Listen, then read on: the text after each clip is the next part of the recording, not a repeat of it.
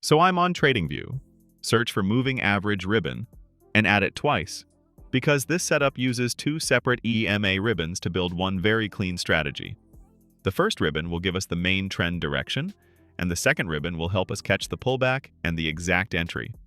Now let's set up the first ribbon.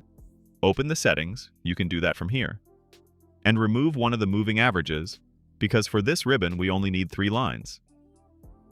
Then change the moving average type to EMA for all 3. Then set all 3 lengths to 200, just like I'm doing here. But the source should be different for each one.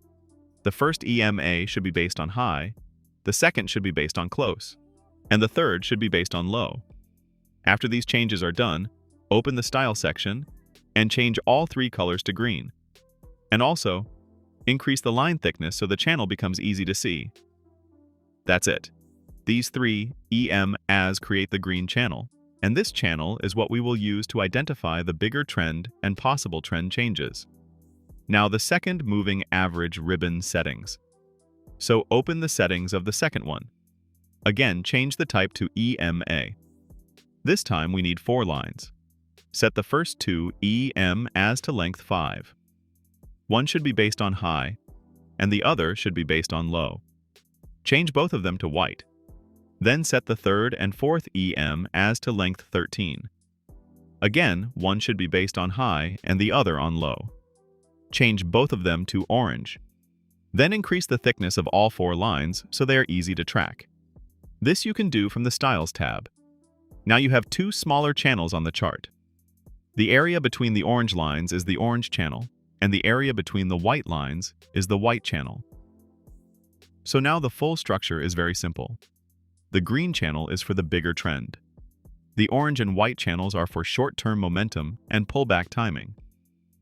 Most of the time, the white and orange channels will overlap, but what matters is how they cross each other during pullbacks. Let's start with how to read the green channel. When price is above the green channel, the market is in an uptrend. When price is below the green channel, the market is in a downtrend. So whenever price moves from one side of the green channel to the other side, that becomes the first clue that the trend may be changing. But do not trade that first cross by itself. That would be too early and too risky. Sometimes price crosses the channel, then quickly reverses back. Other times the market is just ranging, and price keeps moving above and below it. So the first cross is only an alert, not the entry. Now let's go into the sell trade setup. Imagine price was above the green channel and then closes below it. That is the first signal that the uptrend may be ending and a downtrend may be starting. But we still wait. In the best case, we want the orange and white channels to also be below the green channel, because that shows price is clearly weak.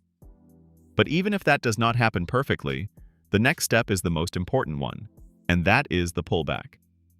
After price moves below the green channel, we want it to pull back into the green channel or at least touch it. It should not push strongly above the green channel. During that pullback, the white channel should move above the orange channel. In simple words, both white lines should sit above both orange lines. That tells you short-term bullish pressure is happening inside the pullback. Now we wait for the pullback to end. The signal for that is when both white lines close back below the orange lines. That tells us short-term strength is fading and bearish pressure is returning. Once that happens after the pullback into the green channel, the short entry is confirmed. In practice, that is where you could enter a sell trade position. Do you feel like everyone around you benefits from artificial intelligence, but you have no idea where to start?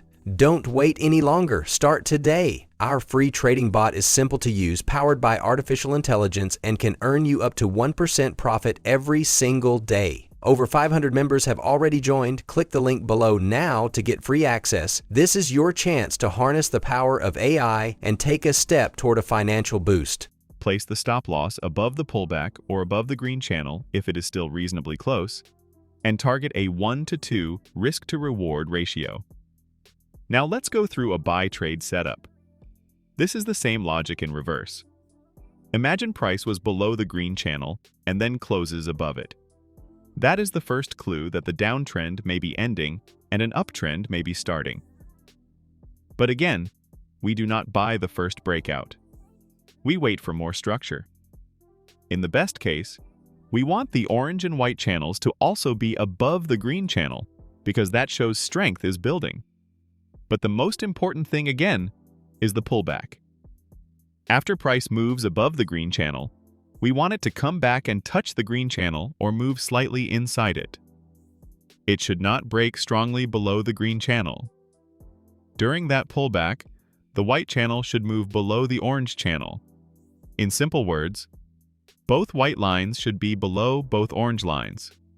That tells you short-term bearish pressure is happening inside the pullback. Then we wait for the pullback to end. The confirmation comes when both white lines close back above the orange lines. That tells us the short-term weakness is ending and bullish momentum is returning. Once that happens after the pullback into the green channel, the buy entry is confirmed. In practice, that is where you could enter a buy trade, place the stop loss below the pullback or below the green channel, and again use a 1-to-2 risk to reward target. So the strategy is actually very clean when you break it down. First, price crosses the green channel and suggests the bigger trend may be changing. Second, price pulls back to the green channel. Third, the white channel crosses the orange channel during the pullback. Fourth, the white channel crosses back in the trend direction, which confirms the pullback is probably ending. That final crossover is your entry signal. Let me explain why this works so well. The green channel gives you the bigger market direction. The orange channel slows things down a little and helps you see the short-term structure. The white channel is even faster and reacts quickly to the pullback. So when the white channel crosses above or below the orange channel, it gives you a very clear read on whether the short-term move is still active or already ending. That is why this setup can give very clean entries after the pullback instead of forcing you to chase the first breakout. This also helps a lot with false signals. For example, price may cross below the green channel and make it look like a new downtrend is starting. But if the pullback does not behave properly or the white channel never confirms back below the orange channel, then the setup is not valid. Now, of course, this does not mean every trade will win. You can still get losing trades. There will be cases where everything lines up, the trade triggers, and price still fails to reach the target. That is normal. No strategy gives guaranteed signals. And this is why risk management matters just as much as the setup itself. That is it for this one. If you have any questions, leave them in the comments, and I will answer as soon as possible. And if you have not subscribed yet, subscribe to the channel and turn on the bell icon so you do not miss the next video. See you in the next one, and good luck with your trading.